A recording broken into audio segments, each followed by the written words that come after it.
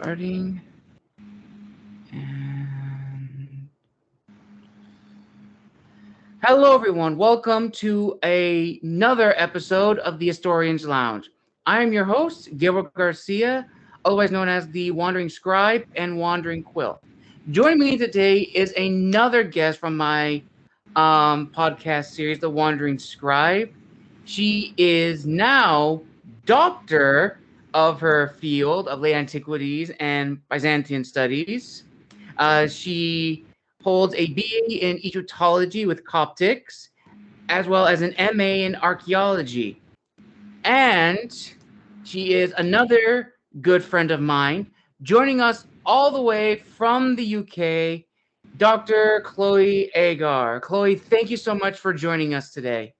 Thank you very much for having me. You're welcome. You're welcome. Now, for today's Historians Lounge discussion, we're going to be talking about an era that I have no knowledge of, but you have done a lot of research in. And correct me if I'm wrong in pronouncing it, but it's hagiography. That's how I pronounce it. Okay. So, for those that don't know what that name is, that is the study of saints and the legends of miracles and martyrs and their lives. Is that correct? Yeah, so hagiography or hagiographical texts are so-called, allegedly biographical texts about saints' lives and deaths if they're martyr saints, and posthumous miracles if they perform those. Fascinating. So, I guess the first discussion question is sort of what sort of got you into this field, and why is it so, to the average person studying history, it's kind of like a very specific niche of studies. Why is it so kind of specific, and what is it about it that drew you to studying and researching about it more? So during my BA, during my Coptic classes, a lot of the texts that we read were hagiographies because the person who was teaching me kind of specializes in researching hagiography and sort of the wider cult of saints, so the wider veneration of saints in the late antique world. And I thought they were quite fun. They're quite mad. And then when I was doing my master's and wondering what I could possibly apply to do my doctorate on, I wondered about doing something using hagiography and found that basically hagiography in Coptic hasn't really got that much attention from academics, from scholarship. So I thought I could do something with that because a lot of scholarship concentrates on Greek and Latin hagiography, especially, which leaves out like all the other ones or the other hagiographical texts that exist, or versions of hagiographical texts that exist in languages other than Greek and Latin that were being used like in the Christian world at this point in time. Fascinating. And are you specifically looking at like the antiquities in like the sort of like the Eastern empires, like the Byzantine era, or is it like late antiquities in general? So I'm concentrating specifically on Coptic, so Egypt, and like there's a disconnect within these texts between when they were written or when the kind of surviving texts or versions were written, if you will. and when they claim to have been written.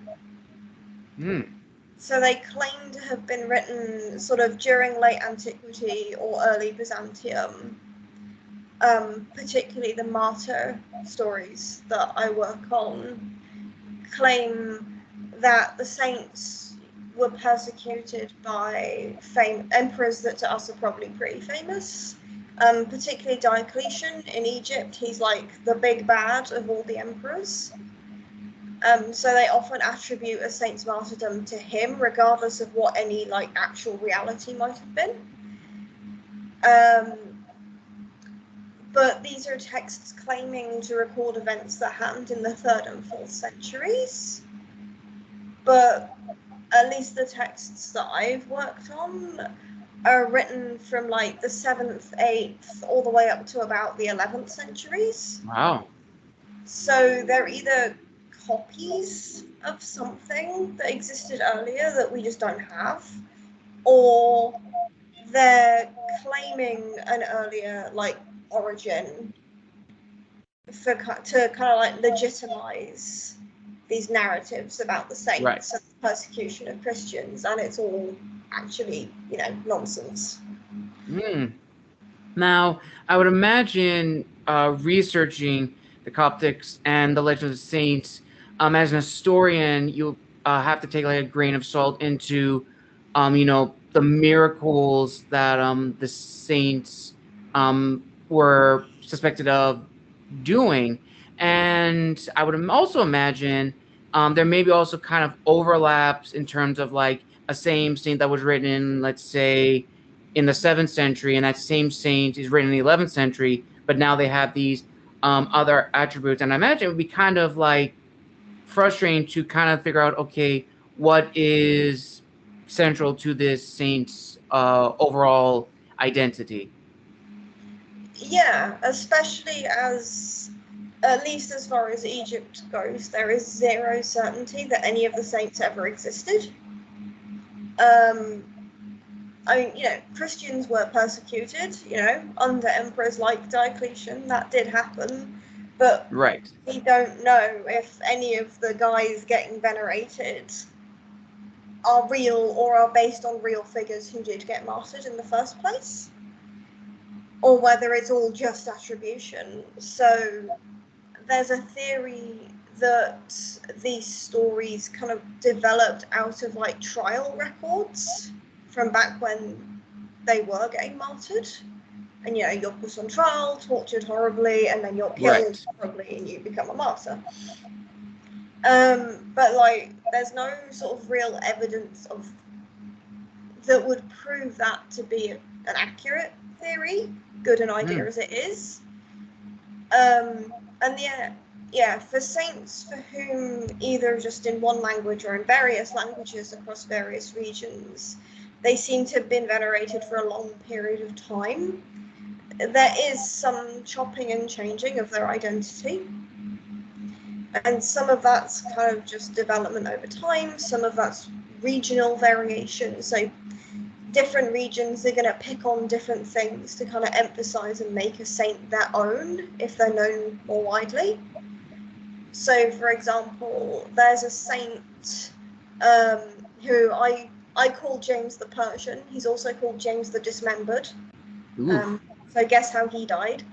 Yeah. But he, again, we don't know if he was ever real or not, but he's a member of the Persian court, so under Zoroastrianism. He kind of flip-flops between Christianity and Zoroastrianism and is super indecisive for a bit, and then finally commits to Christianity and, as you might expect, gets martyred. Right. And what's considered the oldest surviving version of his martyrdom is in Syriac, which is a language used in the area around Antioch, so what's now sort of Syria/Turkey. And there's a version in Greek which is almost a word-for-word translation of the Syriac one, like they're very, very similar. So it's like, okay, fair enough. And both of those versions end with his execution and burial. But there's also a version in Coptic, which is very similar up until the point he's executed and buried. And then they dig him up again and transport him via Jerusalem, using a historical abbot who we know actually existed, called Peter the Iberian, who was an abbot in Gaza. Okay. And they like move him into Egypt to the area around Oxyrhynchus, which is like upper middle of the country. And so that seems to be an attempt to like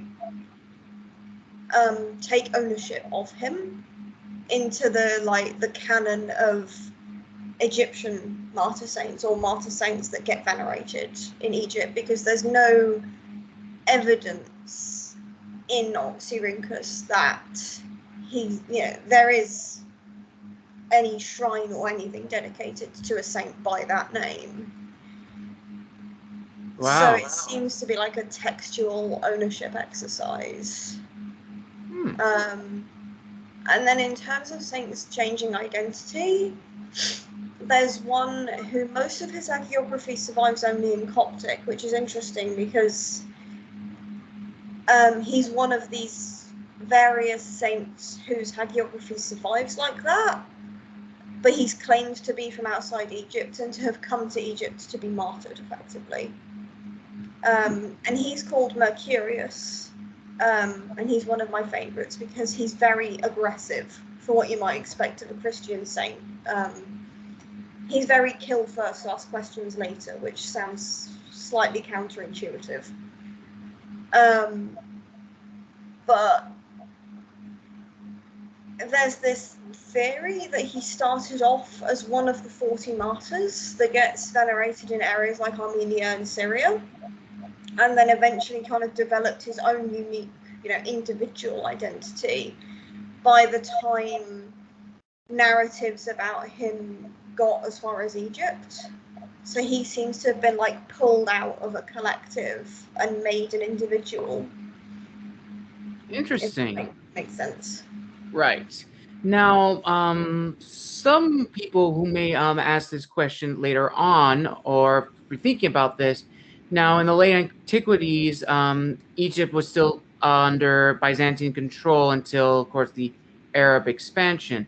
And if I'm not mistaken, correct me if I'm wrong, but the Byzantine Empire, especially also Egypt, followed more so of the Greek Orthodox church, or that could have been later, and I may be mistaken.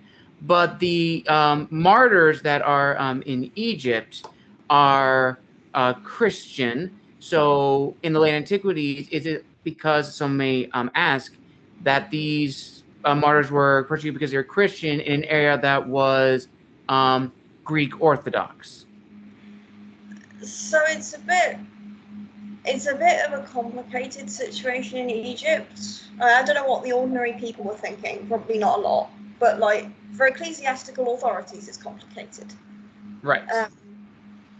So there's effectively, if you want like the sort of straightforward version, there's two competing churches in Egypt.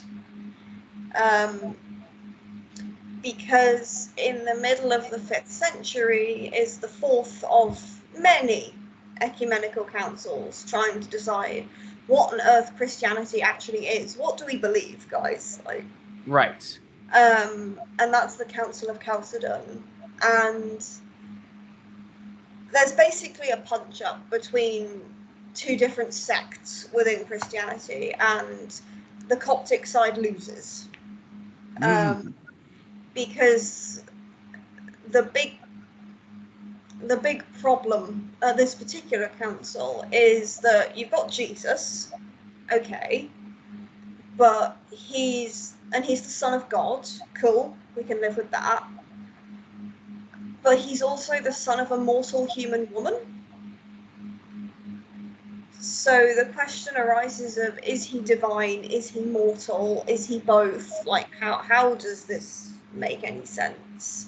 Right. And the Greek Orthodox Church and a variety of other churches are of a persuasion called Diophysite, which just means two natures. So they believe that Christ is indeed of two natures. So this is how they kind of reconcile that issue. The Coptic Church and a few other churches in the minority are what nowadays is called Miaphysite. Right. And in works from like over 10 or 20 years ago, it's called Monophysite. And they like re-identified themselves because being Monophysite was bad for a very long time. And they got a lot of trouble out of it. And basically that's saying that Jesus is like perpetually one combined nature. Because Okay. they couldn't take this idea that he could at any point kind of be mortal. And this relates to an earlier council where a very sort of worryingly similar suggestion was made that Christ is, as the Son, kind of semi-mortal, effectively, and that got shut down as a heresy. So the Miaphysite side's kind of arguing, well, you shut that down less than 50 years ago. Why are you now entertaining what is virtually the same argument? Wow. All right. And the Byzantine emperor was kind of Greek Orthodox. So the Greek Orthodox Church is like the boss church. Right. In a way. So in Egypt, where you have both the Greek Orthodox and the Coptic churches operating, you now have a lot of tension. Because they disagree theologically, and one also has the patronage of the emperor. Right. So the Coptic church kind of had relations with other Miaphysite churches, such as one of the Syriac ones, which it could communicate with between Alexandria and Antioch. And the interesting thing is Coptic martyrdoms, or Coptic hagiography about martyrs, does not acknowledge this theological schism. It just like doesn't really mention it. It's like, well, we'll just gloss over that. All right.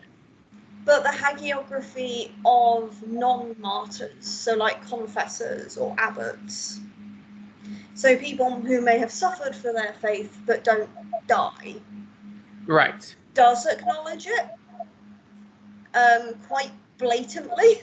Obviously on the side of we're right and the Greeks are wrong. And I think that's because the abbots or the confessors, the monks basically in Egypt, which is very well known for its monks, are being pitted against the Diophysite churches as like that's their binary battle. Whereas the martyrs are being pitted against something sort of that's an even greater threat, like paganism or not being Christian. Right. So like the kind of saint you are determines sort of what your binary opposition in, you know, the good fight is going to be. And then a lot of the hagiography I look at least the surviving versions of it, because again, we don't know if there's anything earlier, Right. is post-Arab conquest. So you then have the dynamic that you kind of mentioned earlier of now we have the Arabs in the picture ruling Egypt. They've sort of separated Egypt away from the rest of the Byzantine Empire. And over the next couple of centuries after the conquest, Egypt starts to undergo more and more Islamization. To the point where Islam becomes the majority religion. Right. And there's no mention in any of the texts that I've looked at of Islam or Arabs. It's all this, you know, nice persecution of Christians is still set during the Roman and Byzantine empires. So they're still talking about persecuting emperors like Diocletian or Julian the Apostate. And they're just not mentioning the whole current Arab situation. And I think that was probably pragmatic. Right. Of, we can criticize Christians being mistreated if they feel that they're being mistreated, or we can do it through the lens of, we're still talking about that time we got persecuted before the Arabs turned up, so we're obviously not criticizing our current rulers. No. Right. Ah. Is what I think is going on. Interesting. And it is from what you told me, it's a very research that's very kind of complicated, kind of very delicate history to explore, which I think it is fascinating of itself, because it does present a lens and a different avenue to explore Egypt in the late antiquities period, as well as religion in the late antiquities period. Because I definitely feel when you learn about religion, especially in the antiquities periods and especially late, especially with Christianity, it's very, very fascinating learning about the transition from persecution to being the dominant religion of the empire, and then kind of going kind of like a little backwards a little bit, which is really all fascinating. And since we have talked about saints and some of the saints you mentioned, in like the research, would you say it's kind of like the requirements for sainthood are vastly different in the late antiquities period as opposed to the modern churches now? I mean, I suppose if we're talking about non-martyrs, it's the people who get canonized supposedly have done great, good, wonderful things for humanity. Whereas if we're talking martyrs, given that sort of, if you want to call it modern day martyrs, are like verifiable, as Right. opposed to ones in hagiography, which are goodness alone knows. Right. I think that the bar's probably in a similar place, because in a lot of hagiography, it's individuals who are renouncing paganism or confessing their Christianity, and then almost getting into like a personal battle of wit and verbal sparring with whoever is putting them on trial, Right. be that a dux or an actual emperor, some secular authority that is pagan. Whereas now it's like there are individuals, but I'm thinking of like groups of martyrs or people who become seen as martyrs. If you're thinking in terms of like people in the Coptic community in Egypt, when Islamist attacks happen in that community, or a lot of the people who have been killed by ISIS, I think they're treated as having undergone that same process, regardless of perhaps the reality of the situation, which is, they got kidnapped by horrible people and murdered horribly, but they're kind of treated in the same way of, because it's in the name of religion. Because the religious baddie, if you like, the Islamists, the extremists, killed them, we're going to make it, they're effectively dying for their faith because someone of another faith who wanted to persecute them. Right. It is interesting, and this kind of then leads me to like another question that I think is really interesting. In the stories that we have from like the clay antiquity and into the medieval age, we read about the miracles of these saints, whether they are either martyrs or are non-martyrs. And in your research, Chloe, what has probably been the most fascinating story of miracles by either a martyr or a non-martyr in Egypt?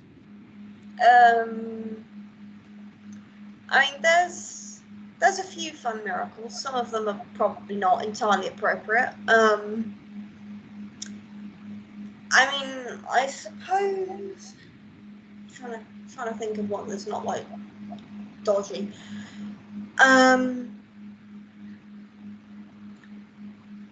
I don't know if you call it a miracle, but quite a fun one that springs to mind if we kind of go back to Mercurius, the one I said is really violent. Okay. Well, like most saints, if someone does something they're not supposed to, they come down and they kind of have a word. So if you do that again, then there's going to be a problem. So just don't. Whereas Mercurius is like, I will impale this person to death and ask questions later. Ooh. Yeah, I don't know what his problem was, but... And there's a legend for him. So Julian the Apostate, as far as we know, he dies in battle against the Persians.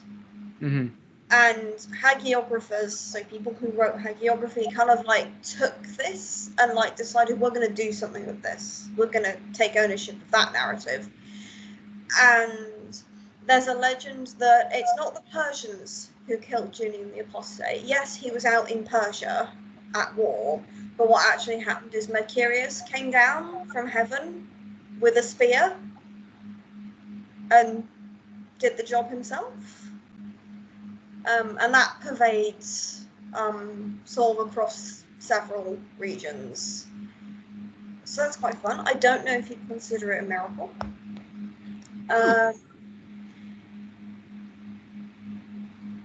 As for other miracles,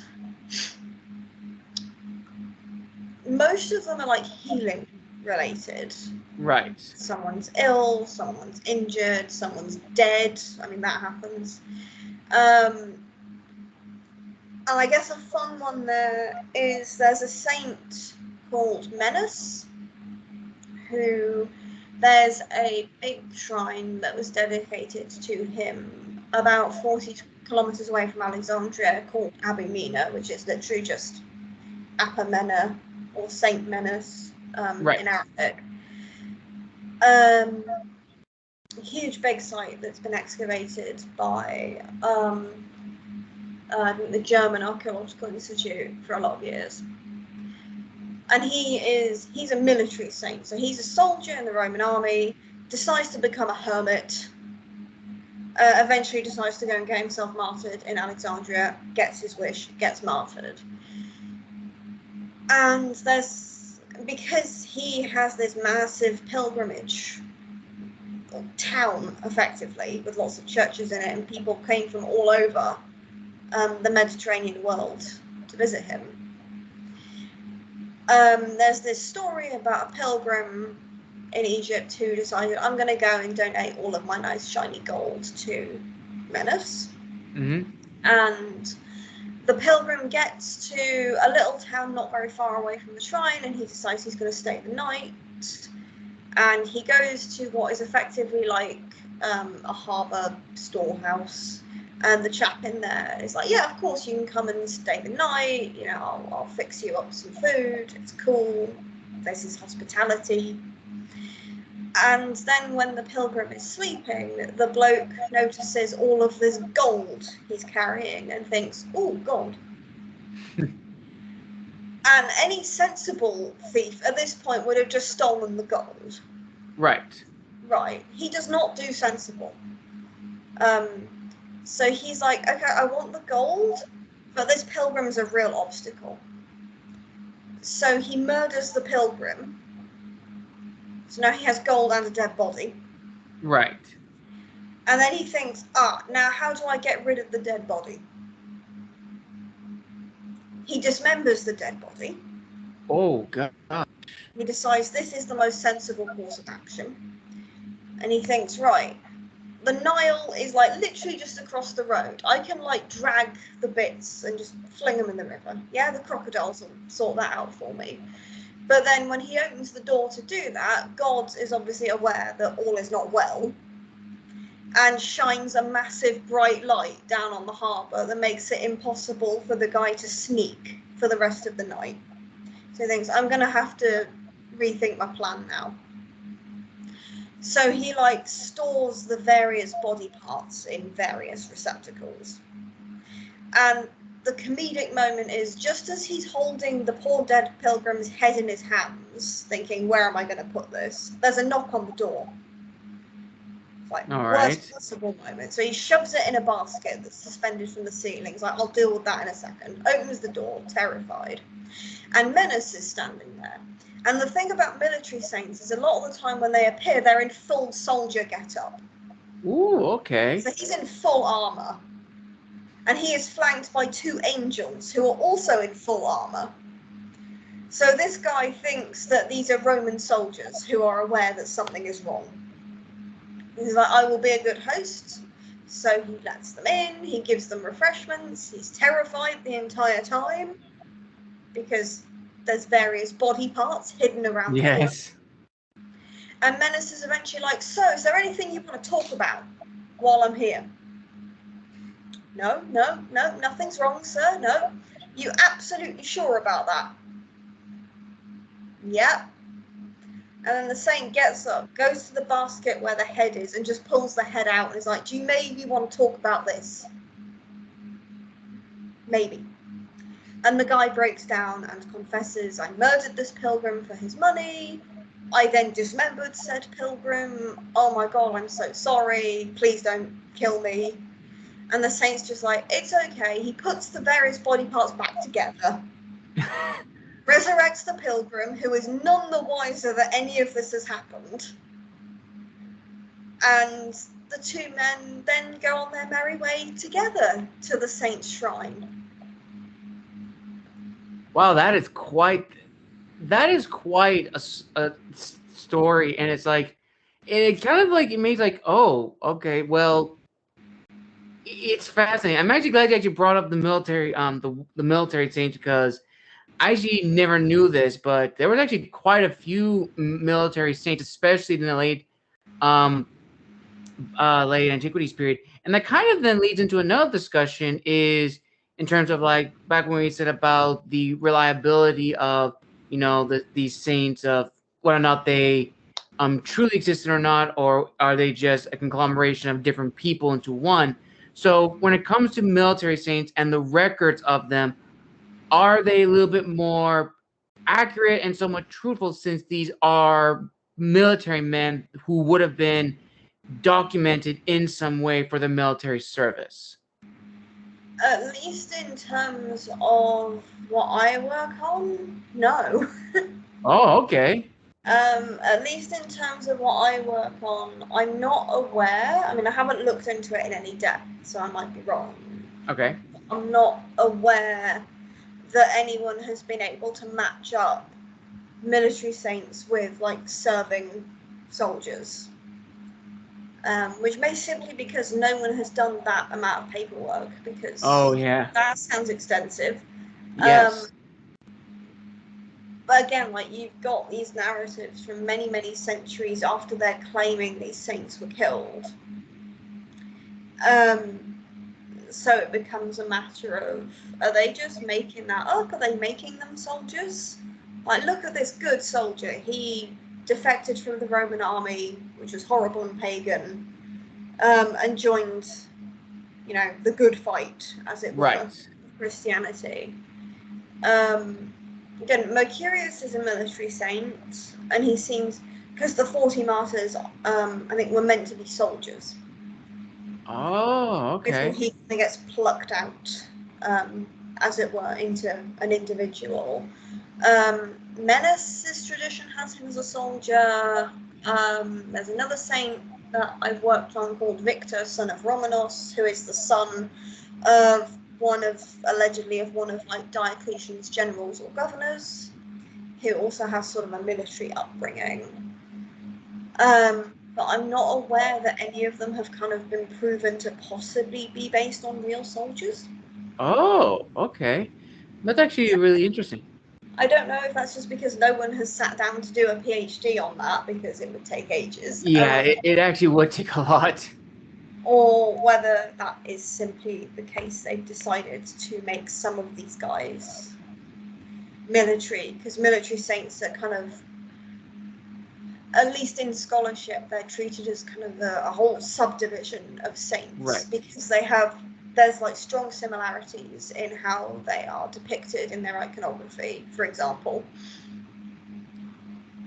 Right. And actually, that's actually a really good discussion because it's actually interesting because, you know, as you said, military saints, they are, like you said, a subset, which it's something I don't think a lot of people really understand or consider or even know about. They kind of maybe just clump all the saints together into one category unless they didn't know so already. And we kind of may have talked about it before, but now, after discussing a bit more, would you say in your research you've kind of uncovered or at least have some knowledge of almost like the cult of saints? Because I imagine even like the medieval period, there was a lot of cults that were formed around saints, and I was wondering, what was like that? What was that like in ancient times, at least in Egypt and late antiquities? In your research, like what have you uncovered, and what stories can they tell us about Egypt in this regard?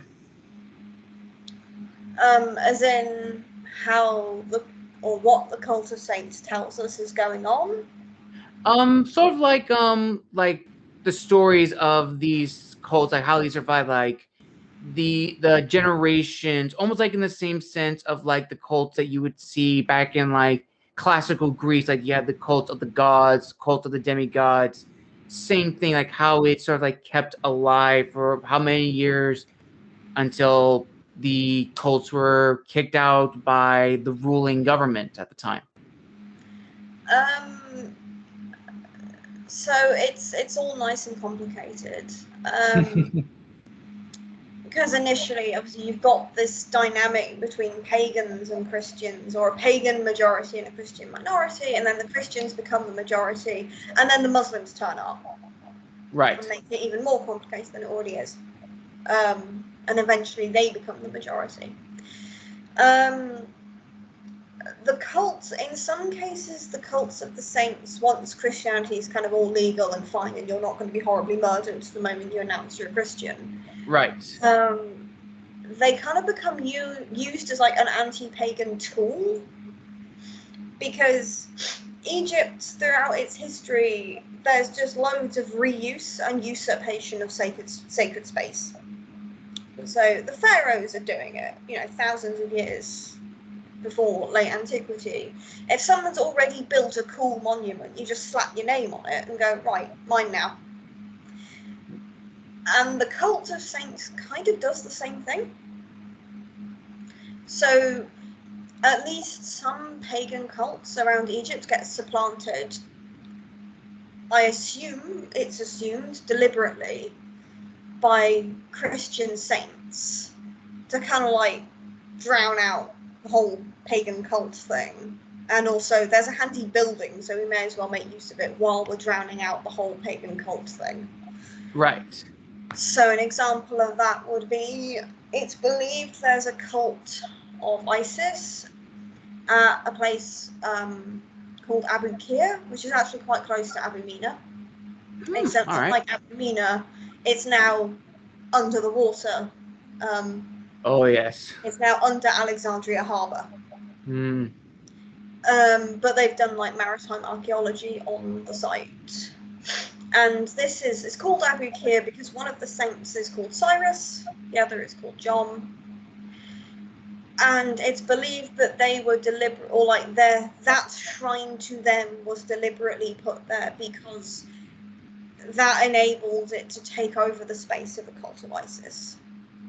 There is a theory that many, if not all, of the saint shrines were for that purpose, but for a lot of them, there is, well, one, not many saint shrines have survived archaeologically. Right. Two, of those that have, there's relatively limited evidence that this was like a universal thing. Oh, pagan cult, plonk a saint shrine on top of it. For example, there's a theory that Abu Mina also supplanted a cult, partly because it's so close to Abu Qir, where that does seem to have happened, but actually there isn't really any archaeological evidence that it did, or at least definitely did. And on reusing space, it didn't have to be a cult of a god like Isis that got reused. Right. Any handy building was fair game. So the famous funerary temple of the pharaoh Hatshepsut at Deir el-Bahri, it's known for being the funerary temple of a female pharaoh. This is all suitably exciting. It was also the site of a Coptic monastery, which built itself into it many centuries later, because, hey, handy building.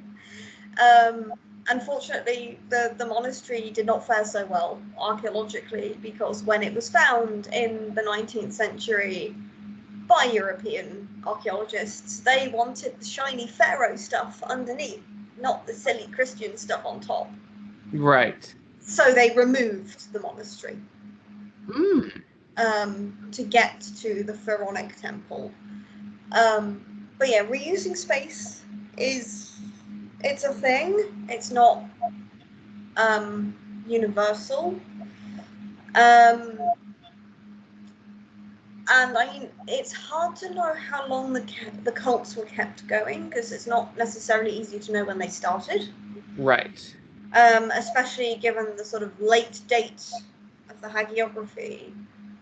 But from what's been dated of sites that have survived, like Abu Mina, they were around for 300, 400, 500 years. Right. And then during, periods of conflict, like the Persian invasions or like the Arab conquest, I mean, there's evidence of damage, so they might have ceased to be used then. But then for some of them, there's also evidence of like reoccupation after the damage. So it's like they kept going for a bit longer. And then as Islamization spreads across Egypt, more of these sites sort of, I guess, just stop being used, because not as many people are Christian anymore. Right. I mean, there are still active monasteries in Egypt, and I would imagine that at least somewhere active saint shrines, but a lot of them seem to have gone to ruin or, stop being used post-conquest. Yeah, that actually kind of leads into another major question or another major discussion I didn't want to ask with you, because I remember reading an article a while ago about the lost history of Christianity in Egypt. Now, for a long time, I had no knowledge or a knowing that Christianity existed in Egypt, even though I knew when Egypt was a part of the Roman Empire and Rome adopted Christianity, more than likely it spread throughout its major provinces. I didn't know was a lot of the churches that existed or the crosses, but as you mentioned, these spaces, kind of get either destroyed, they're either abandoned, or they're just taken down and used for something else. And in regards to that particular history, what do you think learning about Christianity in Egypt has to not only just late antiquity period, but also Egyptian history? Because it is kind of like a forgotten part of Egypt's history, especially at that point in time. Yeah, it is kind of forgotten. I mean, in Egyptology, like that period of time doesn't get a lot of attention. Interest kind of stops at the Greco-Roman period, so like the Ptolemaic dynasty and the Romans before Byzantium happened. All right. And then interest not necessarily within Egyptology, but in like adjacent disciplines, so like Islamic studies, obviously picks up again once the Arabs have arrived. And once you get into sort of that immediately post-Prophet expansion, and also the Caliphate dynasties that then follow. Nice. And Egypt's quite fun from that point of view, because it like schisms off quite quickly from the Caliphate. It's like, I'm doing my own thing now. Like, yeah, doing your own thing. Good for you. But yeah, there's that gap of late antiquity and Byzantine that doesn't get looked into much. So I didn't know about that bit of time until I was at uni, and I started studying Coptic, and that came with, you know, history essays and that Right. sort of alongside it. I was like, Egypt has a massive, very nationalistic fondness for the pharaonic stuff, the really what you think of as ancient Egypt proper stuff. Okay. I think partly for the tourist draw, because Egyptomania is still alive and well, so you may as well capitalize on it. But also that sort of national pride thing of everyone always looks back, whatever nation they might be, to like this golden age where everything was awesome. Right. And like that's kind of partly what they're doing. That sort of look at all the cool historical stuff. And then obviously once you get into the Islamic period, that's kind of more recent history because Egypt is still Muslim. Like, right. That's kind of like, and here we are today. So they don't really think very much about the bit where Christianity happens, which is unfortunate because like there are still Coptic Christians in Egypt. There's also a diaspora because the community gets a lot of violence, so a lot of people have left, but it's still there and it's still, you know, thriving and existing. So I think it would be beneficial to kind of acknowledge that period of history more as like, this isn't some horrible encroachment on an Arab or Islamic nation. This is just another thing that happened. Right. Could we all please get along? Situation. Because I mean that there are active communities, like I say, there are active monasteries. Still, some of which are as old as the stuff I work on. Like the Red Monastery still exists, and that is sort of been going since about the 4th century. Ooh, nice. Ish. Like, and you've got St. Catherine's Monastery in the Sinai, which isn't a Coptic monastery, but, you know, it's a monastery in the Sinai that is very, very old. And basically where they claim, like Moses saw things like the burning bush. That's like its claim to fame for being founded there. All right. And I also think it's important more widely because we think of the ancient world as not being very well connected compared to the modern world, where you can just hop on a plane. But that's obviously not true. They were very well interconnected. Right. And there's a lot of dialogue going on between places like Rome and Alexandria and Jerusalem and Antioch, all of these, you know, great Christian places, cities. Mm-hmm. So I think, and I also think, like, apart from the sort of nationalistic narrative of Egypt, apart from sort of religious and political dynamics going on there in the modern day, within scholarship as well, Egypt tends to get left out from this period of history. So, like, another sort of purpose of my thesis is like, hey, Egypt's like a thing at this point in time, and it's cool. Like, don't ignore it, because a lot of attention gets devoted in this point in time to other places, like what's now Turkey, to places like Trebizond and Constantinople. And again, you're effectively leaving like a whole corner of the Byzantine Empire and the late antique world out. And beyond that, the Coptic Church also has a lot of historical influence elsewhere in like that part of Africa. Right. So it has influence over the Nubian and the Ethiopian churches. And while Nubia's church sort of ceased to exist, and Nubia became Sudan and South Sudan, and they are Muslim countries, the Ethiopian church is still going. Yes. And there was a point in time where the Nubian Ethiopian churches were answerable to Alexandria. Yes. That's actually a really interesting discussion. Yeah. Like pre-Arab conquest, the Patriarch of Alexandria kind of got the say of who became the patriarch in the other two churches.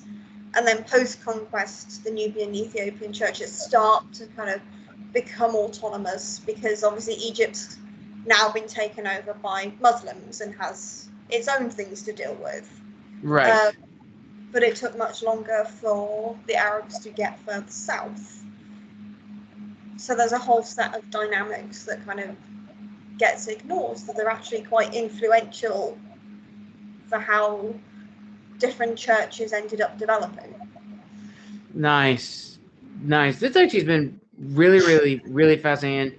It's really opened my understanding of religious history, sainthood in the late antiquities. And before we end, there was one last special question I did want to ask with you, Chloe, which is, what do you hope for with this discussion of Egypt's religious path, especially the Christian path? What do you hope this will open up for? What new branches of scholarship do you hope these discussions and future discussions will have in the field of hagiography? I hope that it moves the study of hagiography, at least not Greek and Latin hagiography, so like Syriac, Armenian, Coptic, etc., forward, in that Greek and Latin have got a lot of, like, philologically they've been done to death. There's translations of so much stuff and retranslations of so much stuff, and they've been looked at for a few decades now from a more, if you like, thematic point of view. Like, what can we get out of this in terms of this kind of historical activity, or in terms of if we want to look at the women or the miracles or the other specific topic you might be interested in. Whereas other traditions are still in the philological phase. Obviously, we need translations, we need to study the text and figure out what they're actually saying. That's important and necessary, but we also need to move beyond just doing that to see what they contribute thematically in terms of, like, religious history, social history, cultural history. Right. Because they do, even if they're written by ecclesiastical individuals who obviously have a very sort of pro-saint or pro-Christian agenda. But if you read between the lines, they give you actually quite a lot of social commentary, at least on what the ecclesiastical writers thought should be going on. And when you start to view that in conjunction with other types of source, so like documentary texts, so like the admin, and archaeology, you can paint a more 3D picture of what's actually going on at this point in time in these places. Nice. And with that, listeners, this concludes another episode of the Historians Lounge. This is probably a very, very fascinating and very insightful episode, as it broadened my understanding of a topic I have no knowledge. And I wish to thank our guest, Dr. Chloé Agar, for joining us and providing her insights into this field. Chloe, thank you so much for joining us today. And before we end, where can people find and engage with you and learn more about your thesis and other research? So I have my LinkedIn profile, which you can share the link for. I also still have my page on the history faculty website, and will for like another couple of months at least, until I move on to whatever is going to happen now that I've finished my doctorate. Which, again, congratulations. Thank you. You're welcome, Chloe. You're welcome. And listeners, I hope you enjoyed this wonderful episode. Make sure to like and subscribe and comment down below what was your favorite topic discussed in this episode.